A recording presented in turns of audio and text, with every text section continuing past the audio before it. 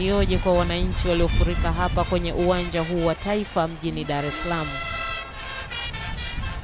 Wanampokea, gari ile inasogea taratibu kuelekea kwenye jukwaa hili ambako rais mteule atateremka na baadaye kupokea heshima.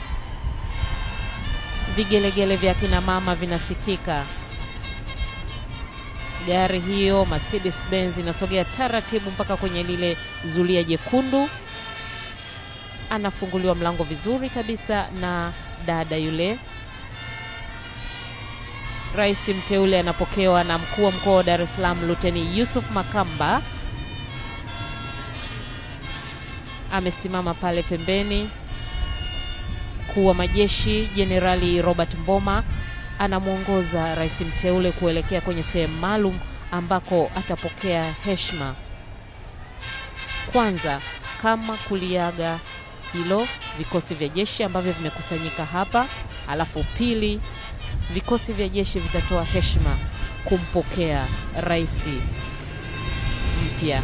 Ingawa anaendelea kwa kipindi kingine cha miaka 5 kama alivyokwisha sema mwenzangu Pasco, lakini kiutaratibu inabidi kwanza aage, halafu baadaye watampokea.